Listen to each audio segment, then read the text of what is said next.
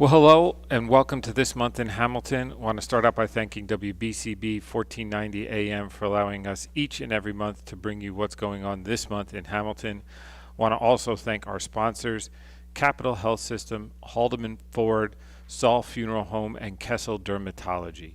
Well, welcome to our July 2025 edition. Joining us later will be our new and I say new is a relative term, Mercer County Prosecutor, but some exciting things going on this month in Hamilton that I want to get right into and share. So first off, our municipal building continues its progress. As you've driven by, all the steel is complete. You can kind of get a sense of what the building, the shape of the building at least, will look like. And we're still on track and on budget for a late fall 2026 opening of the building. So we continue to make good progress with that. We've got an agreement, a handshake agreement with the school district for them to lease their part of the building. And so hopefully that'll be signed off soon by both the Board of Education and the Town Council. And so all systems go. Again, a 21st century facility and replacing one building from 1898 and the other building from 1929. So a lot of progress continuing there. But I hope you're enjoying, as you drive by, seeing the progress that's being made. You may start seeing a little less from the road. Now they're starting on things like pipes and wires. Not really things you're necessarily going to see from the outside as you drive by, but still a lot of progress being made. By the end of the year, it should be a closed-up facility, meaning the bricks up and things like that, and then the work really begins in earnest. So a lot of good stuff going on there. I want to talk a little bit about our AMC movie theater. We have an exciting announcement we should hopefully be making next week about who's going to be purchasing the AMC movie theater. I can promise you, and I know this is the question I get a lot, it is not going to be a warehouse, so don't worry about that. But some exciting progress there. We're really excited about it. I think you'll really be excited about it. So make sure you look for an announcement next week from the Township. Really want to thank Mercer County for being a great partner there. AMC Movie Theater sits on a county road. Sloan's a county road there, so they've been a great partner in working with us to bring this future owner to the AMC Movie Theater. I want to talk about affordable housing for a minute. So this month, Town Council adopted our what's called fourth round affordable housing plan. A lot of exciting projects as part of that plan. Some already built or under construction, some just starting construction, and others we have plans in place to really move forward. Two projects I'm excited about. One is partnering with Our Lady of Sorrows.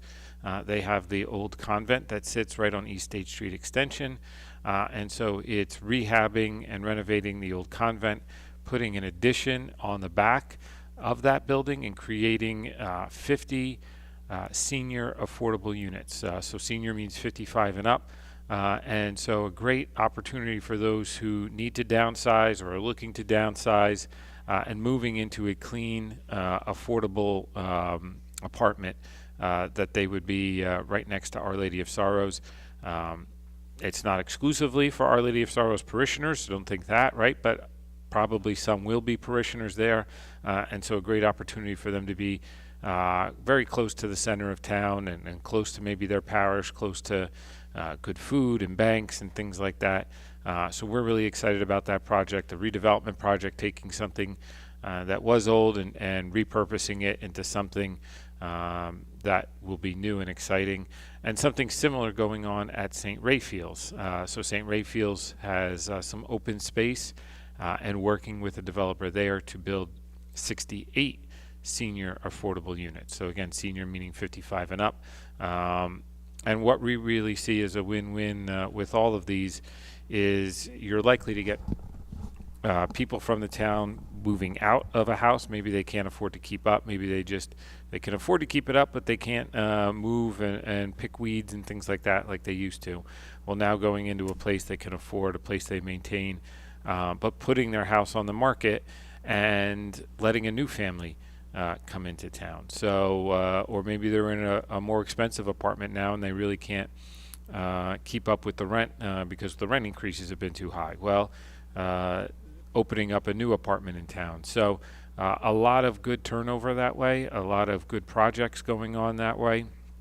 And so if you see or hear anything about our affordable housing projects, again, the planning board adopted the plan in June. The town council adopted it now in July. We're waiting till the end of August to see whether anybody challenges the plan, and then have the rest of this year to kind of fine tune it to make it even better. So if you hear about Hamilton's affordable housing plan, just wanted to get that information out. We're required to produce 520 units in this called what's fourth round obligation, and that's compared to the third round obligation, and a round is every 10 years, where Hamilton Township had 521 units, so 1 unit less than we did in the third round. So as you can see, we are right where we kind of should be.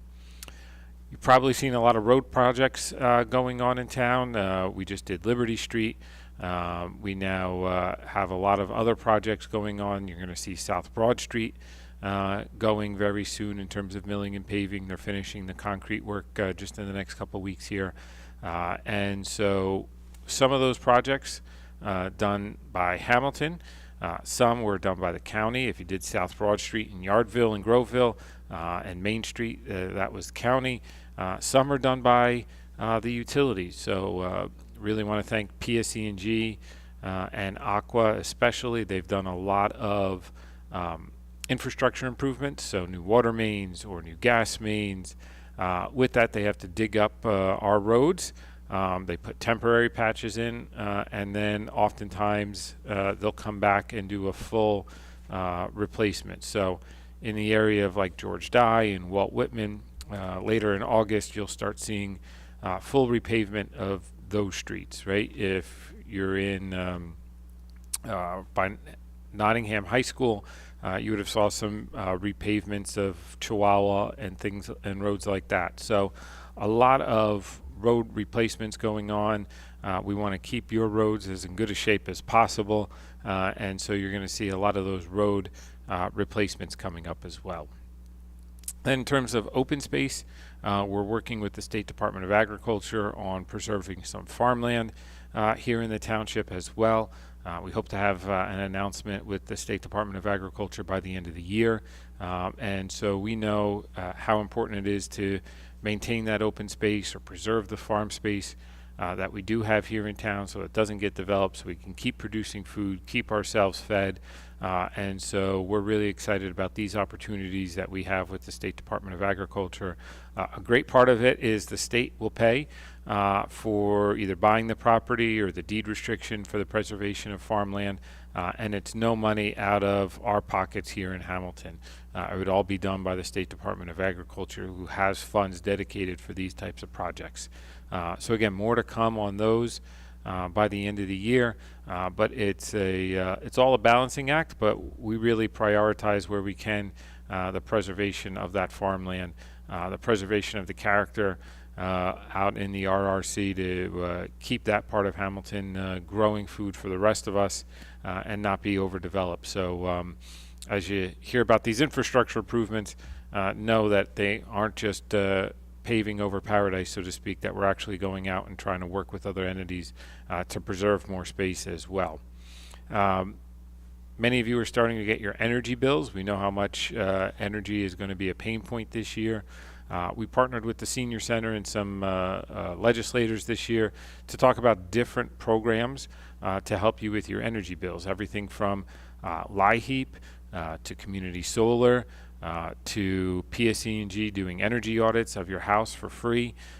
So if you're starting to get sticker shock as you open your PSE&G bills, please reach out to the township. Please reach out to your state legislators. That's Linda Greenstein, Wayne D'Angelo, or Tennille McCoy, so that you can get assistance that you'd be entitled to. Some of these programs are just for low-income households, and some are universal that anybody can sign up for. So, for example, my wife and I have signed up for community solar. The way our house is positioned, it doesn't really lend itself that well to solar panels on the house. So instead, we're signed up for community solar. We save about $25 a month in our electric bill. All we had to do is sign up. That was it. And I know that sounds too good to be true, but it's really that simple to try to help us save money, and you would be in the same boat. So a few $100s a year of saving money can go a long way for some people. So again, if you're looking to save some money, make sure you sign up for some of these programs. Make sure you call or email my office. Make sure you call your state legislators or email them about how to do it as well. There are plenty of people around to walk you through how to sign up for these programs. But please don't leave money out there. Please don't leave assistance out there. If you don't use it, somebody else will. And we want to make sure our residents here in Hamilton are getting every dollar of support they're entitled to and can get. Lastly, I want to talk about Trenton Waterworks, which is always a topic that we talk about. So we had a meeting with the Department of Environmental Protection and the Department of Community Affairs earlier this month. We expect DEP, Department of Environmental Protection, to hire a consultant to walk the municipalities through what regionalization can look like in terms of creating a regional utility and in terms of how that would affect everything from Trenton obviously being compensated for their asset, right? They would essentially sell part of their asset to this regional utility. So Trenton would have to be compensated, to how the governance structure would work, how the staffing structure would work. So we're really excited to take this next step. We think it is a positive next step in the transition of Trenton Waterworks to really create a larger entity to be able to fund, plan, and execute what's going to be anywhere from $500 million to $1 billion in water upgrades. Everything from decommissioning the Pennington Avenue Reservoir, which has been talked about for over 50 years. To do that, that's one project, but you've got to create the water towers all around the service area to be able to hold enough clean water. So God forbid the plant goes down for some reason, like we saw this winter with the frazzle ice, that you've got enough water backed up and not open air backed up to make sure everybody in the Trenton Waterworks service area can continue to have water. So a lot of going on with Trenton Waterworks too. Once DEP issues that, awards that contract, we'll keep you informed on what are the next steps after that. We are currently working with Trenton Waterworks on another public town hall to talk about some of the improvements they have been making, some of what the regionalization study may do. And so we're looking maybe at the end of August, right before everybody's back to school, to have that public meeting. We've committed to working with Trenton Waterworks to have those at least once a year, so everybody has an opportunity to come out and talk to Trenton Waterworks representatives, or just air their pain and grievances, or air their praise, whatever it may be at any given time. So as you can see, a lot going on in town, a lot of good things going on in town to improve our community, and so wanted to keep you updated on all of it. So we're going to take a short break. When we come back, again, we'll be joined by our new-ish, she's been in the role now 6-9 months, something like that, Mercer County Prosecutor, and so we'll be back in just a moment. Kessel Dermatology in Hamilton Square is an award-winning dermatology practice led by Dr. Daniel Kessel, a board-certified dermatologist. He and his expert staff treat patients of all ages. They offer treatments of all types of skin, hair, and nail conditions, and annual skin cancer screenings, anti-aging treatments, ultraviolet A and B light treatments, skin tightening procedures, Botox, and other treatments that enhance your skin's overall health and appearance. Kessel Dermatology is open Monday through Thursday, 7 a.m. to 6 p.m., Friday, 7 a.m. to 3:30 p.m. For appointments, call 609-890-2600. That's 609-890-2600. Or visit KesselDermatology.com. They're at 1700 Whitehorse, Hamilton Square Road. Kessel Dermatology. They're good! Capital Health's primary care network continues to grow, bringing its extensive option of locations to your neighborhood. Whether you're scheduling a wellness checkup or not feeling well, advanced medicine starts with a Capital Health primary care doctor at locations near you. in Mercer, Bucks, and Burlington counties. To find a Capital Health primary care location that's convenient for you, visit capitalmedicalgroup.org. That's capitalmedicalgroup.org. Your vehicle is in good hands at Haldeman Collision, Route 33 in Hamilton Township. They do it all at Haldeman Collision. Minor dents and dings, bumpers, windshields, major body, and frame damage. Free estimates, 24-hour towing, most insurance accepted, and loaners available. Haldeman Collision works with all makes and models. They'll go out of their way to getting your car back in brand new condition. Haldeman Collision, conveniently located 20 minutes from Langhorne, Princeton, and Ewing on Route 33 in Hamilton Township.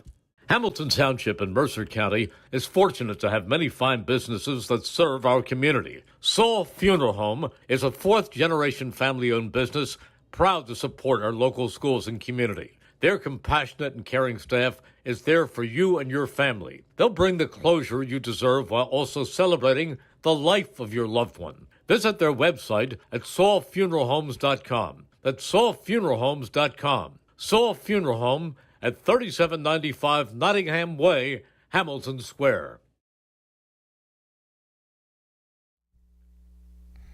Well, welcome back to This Month in Hamilton. I want to start out by thanking our sponsors, Capital Health System, Haldeman Ford,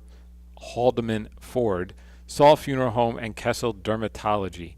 So as I said, joining us today, our new-ish Mercer County Prosecutor Janetta Marbrey. Madam Prosecutor, good morning. Good morning. Thank you very much for this opportunity to have a conversation with you. Well, thank you for joining us a little bit. So I know I keep using the term new-ish. So how long has it been now as the prosecutor? I was sworn unofficially, which means without the big pomp and circumstance, December 20th. Okay. 2024. All right. So almost exactly 7-8 months ago. Yes. Yeah. And how's it been so far? It's been really good. It's been really good. This is a type of job that you don't take it if you don't want it, and I'm enjoying it. It's hard to say you enjoy a job that has so many serious considerations. But I'm enjoying it. I'm enjoying working with the people I work with. I'm enjoying learning all the things I'm learning. I've been in the prosecutor's office. This is my third time in the prosecutor's office. Oh, wow. And it's been a learning experience each time. So just a little bit about yourself, if you can, for our audience. You said it's been the third time in the prosecutor's office. Well, I hail from Columbus, Ohio. I tell everybody in Mercer County I'm a carpetbagger because all of you guys are from here. Your family's been from here, and there's a strong and rich history of families and friendships in Mercer County.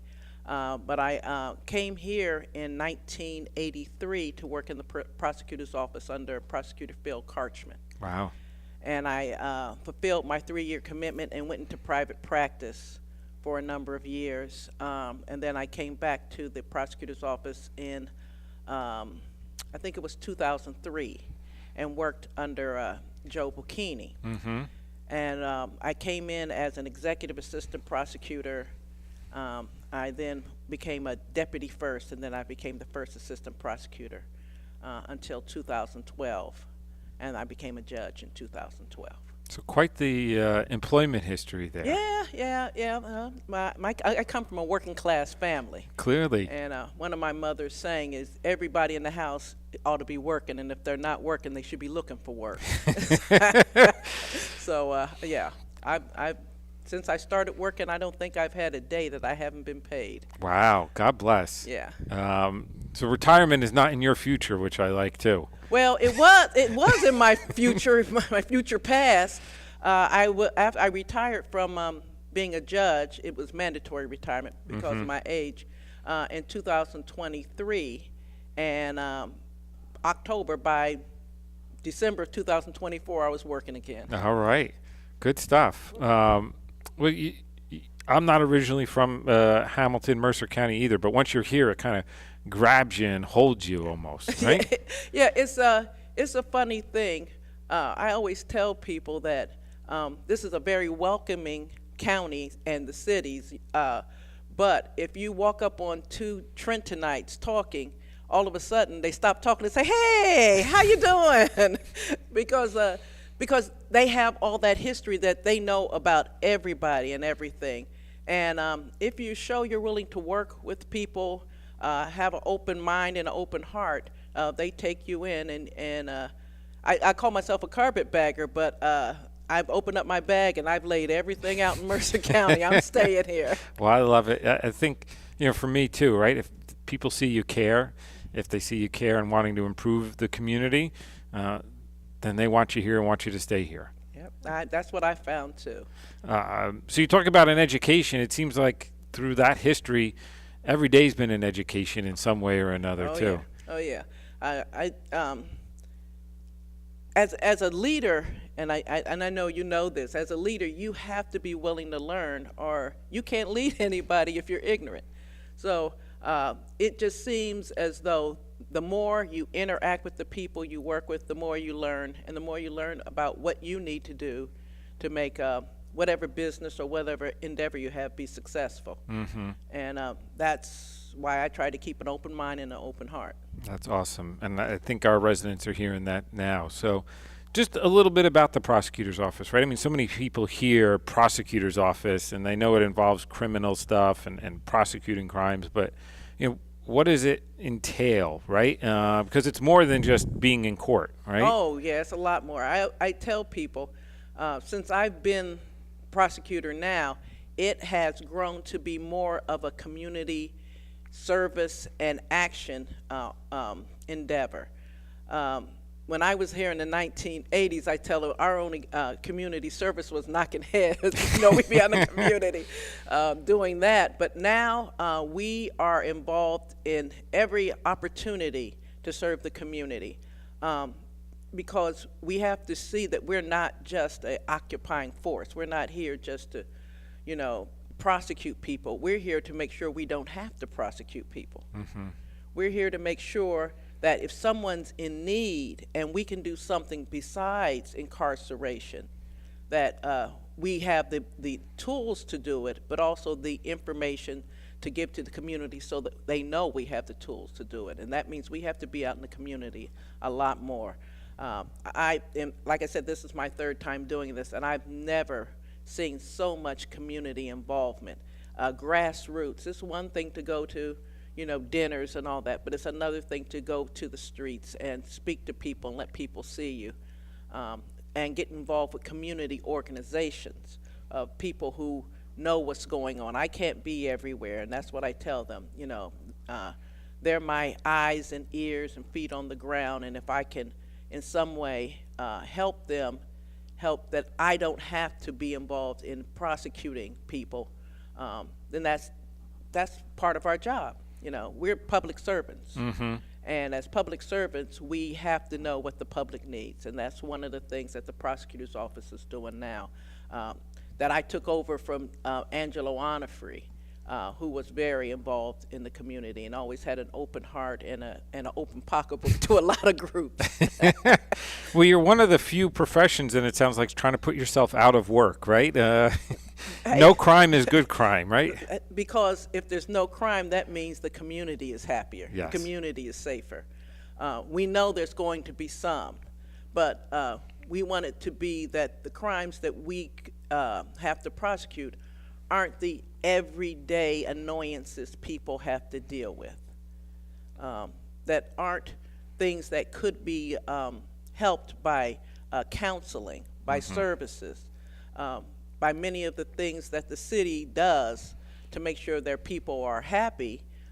It's only having housing is great, but if your housing isn't safe, then it's not a great situation. And that's why we partner with the cities and with anything that anyone tries to do to make this a safe and happier community. Yeah, absolutely. And my guess is, one of your marching orders to some of the prosecutors is, all right, somebody committed a crime, we have to handle that, but how do we work it so they don't come back and we don't see them again, Yeah.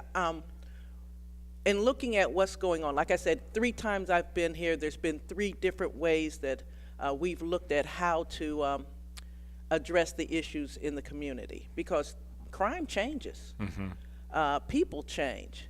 But one of the things that I've been working toward with my office is looking at our juvenile division. Because one of the things I'm saying, the juveniles today are the criminals tomorrow. So if we can get in front of that level of criminal involvement, maybe we can save, if we save one kid, Sure. it's worth the effort to rework our juvenile system.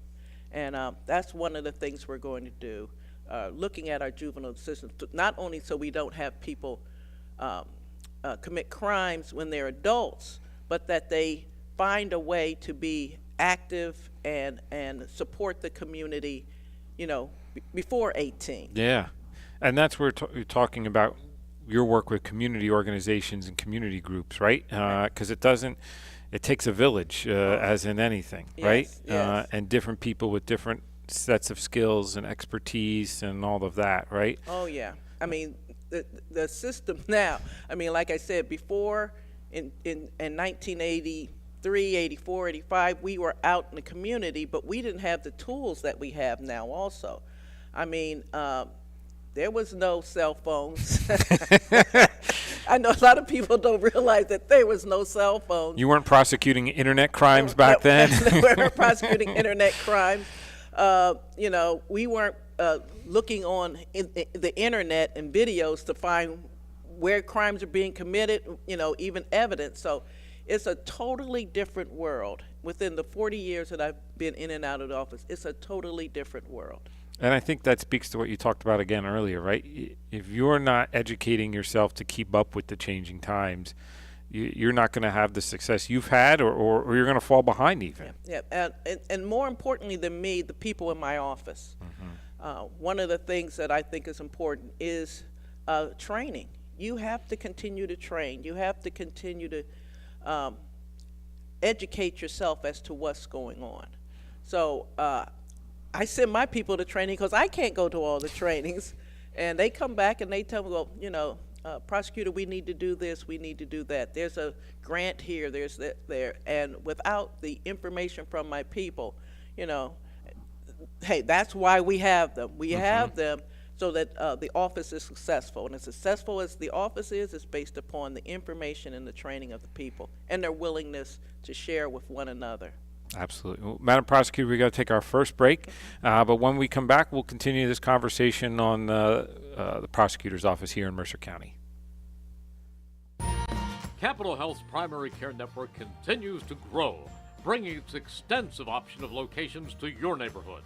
Whether you're scheduling a wellness checkup or not feeling well, advanced medicine starts with a Capital Health primary care doctor at locations near you in Mercer, Bucks, and Burlington counties. To find a Capital Health primary care location that's convenient for you, visit capitalmedicalgroup.org. That's capitalmedicalgroup.org. Hamilton Township in Mercer County is fortunate to have many fine businesses that serve our community. Saul Funeral Home is a fourth-generation family-owned business proud to support our local schools and community. Their compassionate and caring staff is there for you and your family. They'll bring the closure you deserve while also celebrating the life of your loved one. Visit their website at saulfuneralhomes.com. That's saulfuneralhomes.com. Saul Funeral Home at 3795 Nottingham Way, Hamilton Square. Your vehicle is in good hands at Haldeman Collision, Route 33 in Hamilton Township. They do it all at Haldeman Collision. Minor dents and dings, bumpers, windshields, major body, and frame damage. Free estimates, 24-hour towing, most insurance accepted, and loaners available. Haldeman Collision works with all makes and models. They'll go out of their way to getting your car back in brand new condition. Haldeman Collision, conveniently located 20 minutes from Langhorne, Princeton, and Ewing on Route 33 in Hamilton Township. Kessel Dermatology in Hamilton Square is an award-winning dermatology practice led by Dr. Daniel Kessel, a board-certified dermatologist. He and his expert staff treat patients of all ages. They offer treatments of all types of skin, hair, and nail conditions, and annual skin cancer screenings, anti-aging treatments, ultraviolet A and B light treatments, skin tightening procedures, Botox, and other treatments that enhance your skin's overall health and appearance. Kessel Dermatology is open Monday through Thursday, 7 a.m. to 6 p.m., Friday, 7 a.m. to 3:30 p.m. For appointments, call 609-890-2600. That's 609-890-2600. Or visit KesselDermatology.com. They're at 1700 Whitehorse, Hamilton Square Road. Kessel Dermatology. They're good. Well, welcome back to This Month in Hamilton. Want to again start out by thanking our sponsors, Capital Health System, Haldeman Ford, Saul Funeral Home, and Kessel Dermatology. So, Madam Prosecutor, we talked about like changing times and you know how you have to continue to evolve to best address what's going on, right? And so I know in Hamilton we have the Opt for Help and Hope program, which our municipal court judge Lou Sansanito has been a huge proponent of. I know our police department's been a huge proponent of, right? In trying to help stop recidivism of people involved in drug offenses, right? So can you talk a little bit just about, you know, the program, how you've kind of what you see from it from your vantage point, right? Yeah, our office is involved with that program. It's kind of like recovery court that's in Superior Court, which it's been a great help because we know that a significant portion of the lower level crimes that we are involved in, or that we involve in prosecuting, sometimes has to do with a drug related component. And this is not for those that are selling drugs. This is for those that are affected by the use of drugs and addiction. In fact, Judge Sansanito reached out to me by a letter that I recently read about supporting the program and expanding the program. And I'm all for that. We also recently received a grant from the state government of approximately $600,000 Oh, wow. to set up a mental health court here. It's a mental health diversion court here in Mercer County. I believe the grant had been given to a few other counties last year, a couple of years ago, and we were lucky to be awarded the grant to set up this court. It will be somewhat like recovery court, but one thing I noticed when I was a judge, there were, as we call them, frequent flyers, people that come back to court over and over, and it was clear that they had a mental health issue.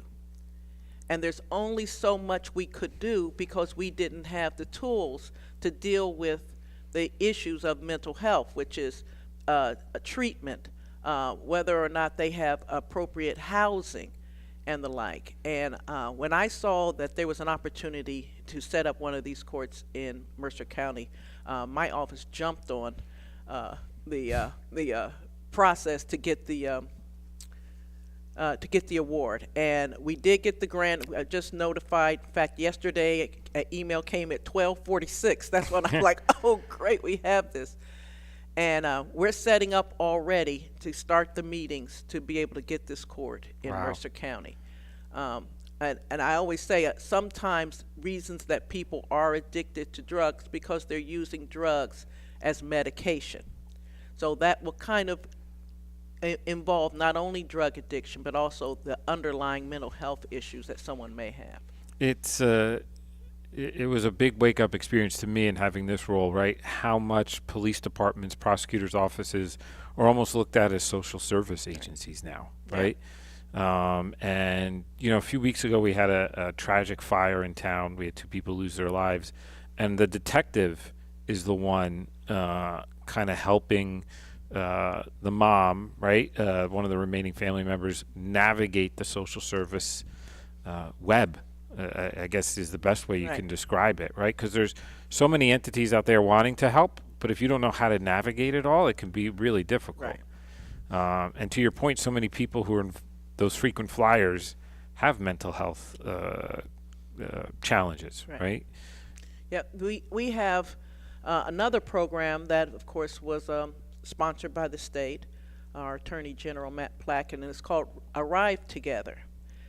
There are situations where someone that is having a mental health issue, and generally, the police departments know who they are because they come out every so often and deal with some of the issues. Either the family calls or neighbors call, or they just know that that person may have issues. And police departments, police officers aren't generally trained as mental health professionals. So we've partnered with Capitol Health, who has given us assistance in having mental health professionals. And if there is a situation where it isn't a police situation solely, then mental health professionals come out. It may be a situation where it may be a preemptive issue where someone calls and says, they really need help. Someone from Arrive Together, one of the mental health professionals, will come, talk to the person, possibly put them in a program, possibly put them in a, where they check on them every so often. But it takes out that law enforcement where someone may need help, but the officers aren't trained. I mean, they're trained a lot more than they were in the 1980s, but they're not trained to deal with individuals like that. So I think that's not only going to save police officer time, it's also going to probably save a life or two. Because sometimes those situations can get to a point where the officer has to protect themselves. And maybe if there's a counselor going out there with them, they may be able to diffuse the situation. When you think about it, not only is it safer for the person having the mental health challenge at that moment, it's safer for, as you said, the officers too. And so it becomes one of those win-win type programs, right? Which are rare, but great to have, you know? It's when I saw the program, I said, where has this program been? It just seems like it makes so much sense. Yeah. But we're learning every day. Like I said, we're learning every day of ways to make it that our job is to protect and serve just like the police. We're the second tier, but our job is the exact same thing. And this isn't any fault of any officer, right? But they come out, they have their bulletproof vest, they have their service weapon, right? They have all those things that, without anything else, can escalate a situation just by perception, right? And so having a mental health counselor come out who doesn't have those same type of pieces of equipment automatically helps de-escalate. Right. And they look at it a totally different way. Yeah, they look at it a totally different way, because when police are called out, they're called out to take care of a problem. The person is the problem, whereas a mental health professional is looking at the problem that the person has. Yeah. And to your point too, right? We can give our police officers all the training in the world, but people who went to school specifically to help with mental health counseling, right? Our officers are never going to be at that level of expertise, right? So it's great to, Well, we try. One of the things that we do is we give training to the officers for the Arrive Together program. I mean, they go through intensive training, but it's not 4 years of college. Yeah. But it also helps them recognize that there's a problem and we need to call someone. Yeah. And that they have the resources. Right. And they have the resource to call someone, because they've probably known that they need to call someone, but they didn't have anybody to call. And maybe they may have called an officer who was more empathetic, or, that knew a little more. But it should be that there is a service that we can provide so that the officers can go back and do their job. And speaking of programs, right, where, the officers, it makes it safer for the officer and safer for the individual, right? You've got the Blue Envelope program as well that you're working on. Yes, the Blue Envelope program is a program for persons who may be on the autism spectrum. There's a lot of different terms now for it, but that's the one I'm most comfortable with, where that, as I said, it's a spectrum. And there are persons who are driving that may be on the spectrum. And when they're stopped by the police, they may not respond the way a police officer may expect for someone to respond. So the Blue Envelope program is for the driver, where they put in their driver's license, their insurance card, their registration. So when the police ask them for their credentials, they hand the blue envelope. Now that helps the officer, because once he gets that envelope, he realizes that this person may not respond to him as he might expect. And he then is put on notice, and that will make the interaction between these two persons a lot easier for each of them. Yeah, and so much is just perception, right? Now that the officer gets the blue envelope, their perception of somebody's mannerisms, of somebody's fidgeting maybe, or any number of things, right? Because as you said, it's a spectrum, so everybody's going to act different. Changes just from... Just like I said, knowledge, it helps everyone. Knowledge is power, but knowledge also can make you change your perception of who you're dealing with. And that's what the person who is driving the car that hands the envelope may not be able to change how they're acting, but the officer can change how he's acting. You know, I'm sure you say this as well, right? More communication is better 99% of the time. And just by handing that envelope, it's a form of communication, right? Even if nothing else is said, it's a form of communication. It's a form of, and we have to train our officers so that when they see that blue envelope, they know what he's handed them. So our job is not only to inform the public of the availability of the blue envelope, it's to inform law enforcement as to when you see this blue envelope, what you should do and how you should react to it. Now, what's your so we have our community policing office here in Hamilton, right? And they go out, they do the coffees with the cops. But I know they've been very proactive. You know, we have the magnets that have the autism puzzle pieces with the police logo, right? What's the prosecutor's office involvement or oversight, or however you want to phrase it, with the local police departments here in Mercer County? We work with all the police departments in Mercer County. We have a thing called the County Chiefs meeting every month, where we provide information.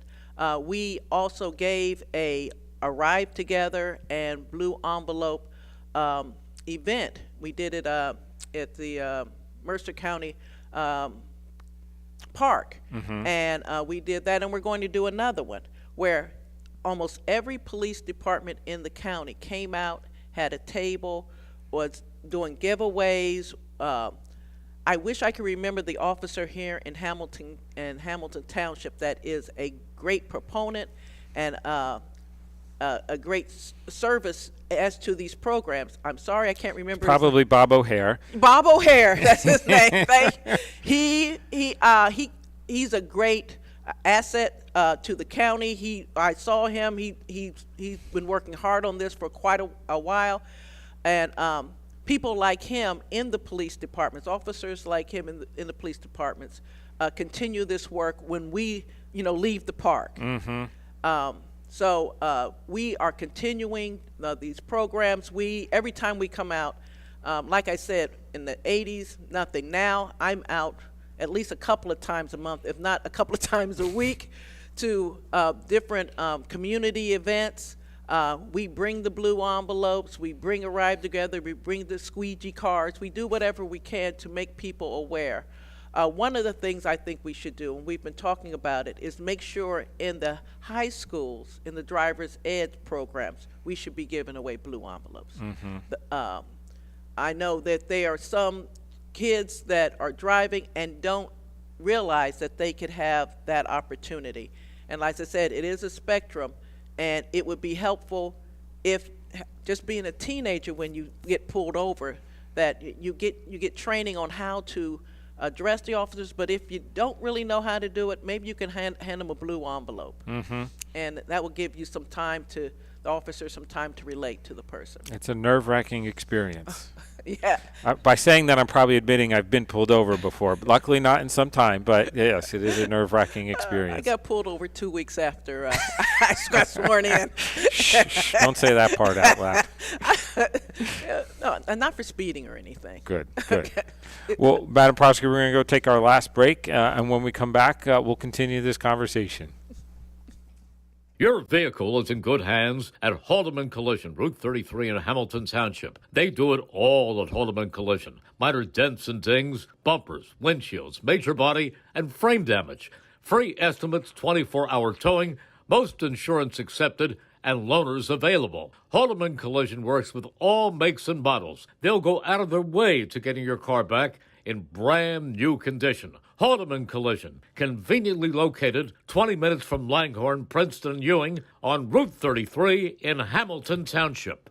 Hamilton Township in Mercer County is fortunate to have many fine businesses that serve our community. Saul Funeral Home is a fourth-generation family-owned business proud to support our local schools and community. Their compassionate and caring staff is there for you and your family. They'll bring the closure you deserve while also celebrating the life of your loved one. Visit their website at saulfuneralhomes.com. That's saulfuneralhomes.com. Saul Funeral Home at 3795 Nottingham Way, Hamilton Square. Kessel Dermatology in Hamilton Square is an award-winning dermatology practice led by Dr. Daniel Kessel, a board-certified dermatologist. He and his expert staff treat patients of all ages. They offer treatments of all types of skin, hair, and nail conditions, and annual skin cancer screenings, anti-aging treatments, ultraviolet A and B light treatments, skin tightening procedures, Botox, and other treatments that enhance your skin's overall health and appearance. Kessel Dermatology is open Monday through Thursday, 7 a.m. to 6 p.m., Friday, 7 a.m. to 3:30 p.m. For appointments, call 609-890-2600. That's 609-890-2600. Or visit KesselDermatology.com. They're at 1700 Whitehorse, Hamilton Square Road. Kessel Dermatology. They're good. Capital Health's primary care network continues to grow, bringing its extensive option of locations to your neighborhood. Whether you're scheduling a wellness checkup or not feeling well, advanced medicine starts with a Capital Health primary care doctor at locations near you in Mercer, Bucks, and Burlington counties. To find a Capital Health primary care location that's convenient for you, visit capitalmedicalgroup.org. That's capitalmedicalgroup.org. Yeah, records checks are important. All right. Well, welcome back to This Month in Hamilton. Want to again start out by thanking our sponsors, Capital Health System, Haldeman Ford, Saul Funeral Home, and Kessel Dermatology. So, Madam Prosecutor, we're talking a lot about community engagement, right? Anything else just as part of that community engagement you want to touch on? And by the way, I didn't have a moment to say this. Bob O'Hare, and he'll say this too, he's a bigger gentleman, but his heart really is as big as he is, right? And his caring about the community, his caring for maybe people who are less fortunate. He's the perfect officer to have as part of our community policing, right? But that's so much of policing now too, is having him be almost more than the chief sometimes, an identifiable person for our residents, kind of thing. The community policing is so important because, 50, 100 years ago, the police were on the block walking the streets. Everybody knew their police officer. The police officer knew the problems and knew how to use discretion. Mm-hmm. And that's why community policing is important, because we lost discretion. Because we didn't know the people we were working with. We didn't know the problems in the community. We just knew the problems when they came out to where they violated the law. But sometimes you can avoid a lot of police interaction for violation of the law if you just know the problems and the assets in the community. I do want to take a moment to just put a couple of words out there of regarding how the community can protect itself. Yes, please.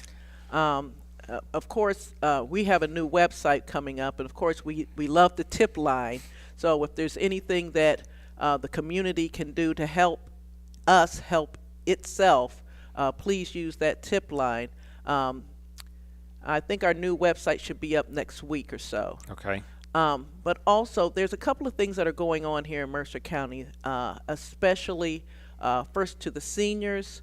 I know those phone calls and emails look like they are doing something for your benefit, but generally your credit card companies do not contact you over the phone or via email. If you get a phone call or an email from supposedly your credit card company or your bank or any other financial institution, call them yourselves, not using the number they give you, but the number that you know that you can get on their website or on the back of your credit card or your ATM card. I get them. I get them. And if I wasn't aware that there is a scam where they're fishing for your information or they're trying to get you to give money, I would probably fall for it. Sometimes, and that's just because I'm in law enforcement, I may call them and just tell them something that I shouldn't tell them, like, we know that this is a scam, and they just hang up the phone or cuss me. But don't do that. Just delete the email, hang up the phone. If your grandson is calling you for money and it doesn't really sound like your grandson, call your grandson's parents. Do not send any money to anyone that based upon a request from an email or a phone call.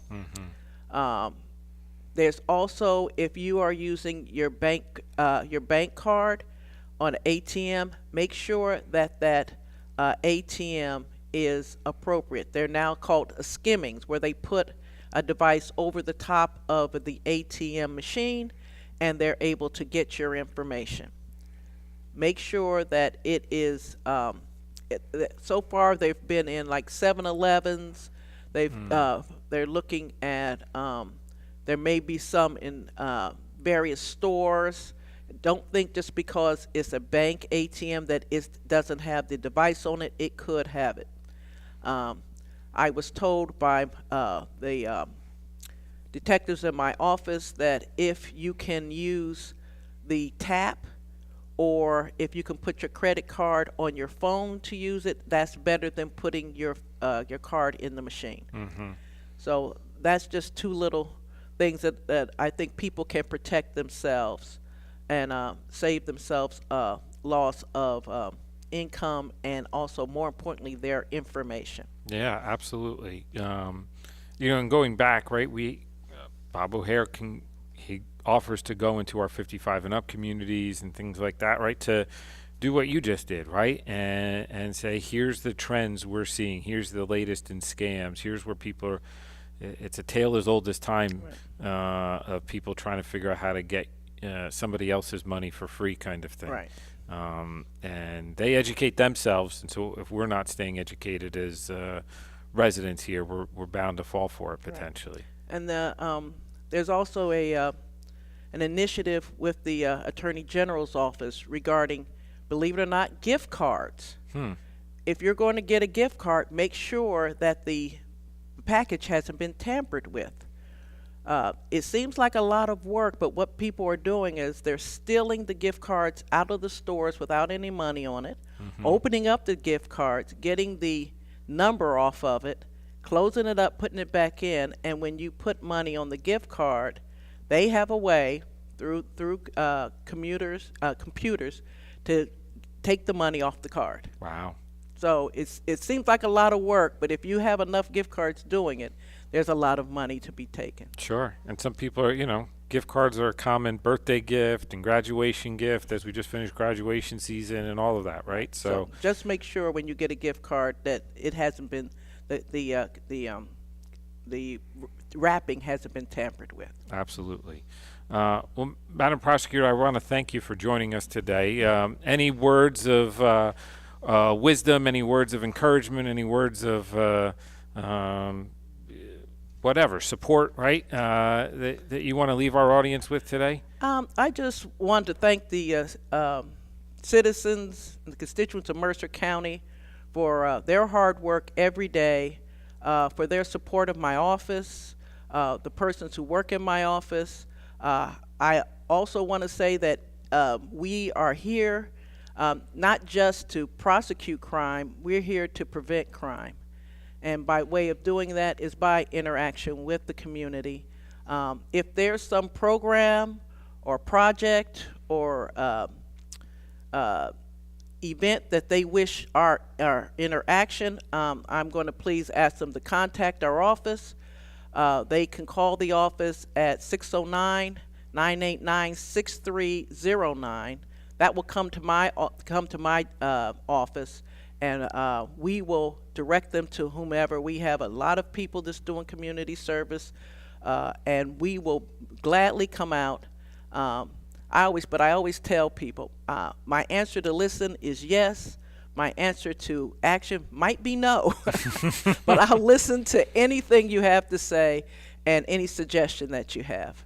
And I appreciate this opportunity to speak to you, to speak to your listeners, and if there's anything that I can do to support your efforts here in Hamilton Hamilton City. I'm in Mercer County, in the Township of Hamilton. Please let me know, and I'll be glad to help. No, thank you so much, and thank you for continuing the collaboration. When I came in, Angela was the prosecutor, right? We had civil unrest. We had curfews we had to initiate because people were trying to raid the Walmarts in town and things like that, right?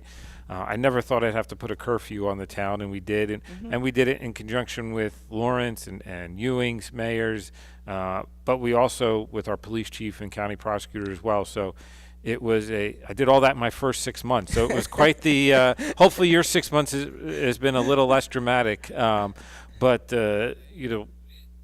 it's all these entities working together. And so you never know when you're going to need somebody or need some support, right? But I always appreciated him saying yes. I always appreciated you saying yes. I mean, when we asked for you to do this show, there was no pushback. You said yes, right? And so we think it's great. Thank you so much for coming today. Thank you so much for your support of our police officers and our police department in keeping Hamilton safe. I know you're such a big proponent of the community policing piece of it, and the fact that you can remember Bob O'Hare, I bet you can picture him right now as I say his name, right? But he's really that epitome of community policing here in Hamilton, and I know you're in a great county. The other mayors, I'm sure, feel the same way, right? And so thank you very much on behalf of Hamilton for coming today. Thank you. You made this a lot easier than I thought it was going to be. I told you I'm a litigator, but this is not a deposition, so it's much easier. And thank you all for joining us again for another edition of This Month in Hamilton. I want to again thank WBCB 1490 AM for allowing us each and every month to bring you This Month in Hamilton. Again, thank our sponsors, Capital Health System, Haldeman Ford, Saul Funeral Home, and Kessel Dermatology. We will see you next month for This Month in Hamilton. Our August guest is always Dr. Rocco to talk about the upcoming school year. I'll say personally, it's a big upcoming school year in the Martin household. Our little one's starting kindergarten, and so I'll be just as interested as you of what this new school year will bring. So have a great summer, and we'll see you at the end of August.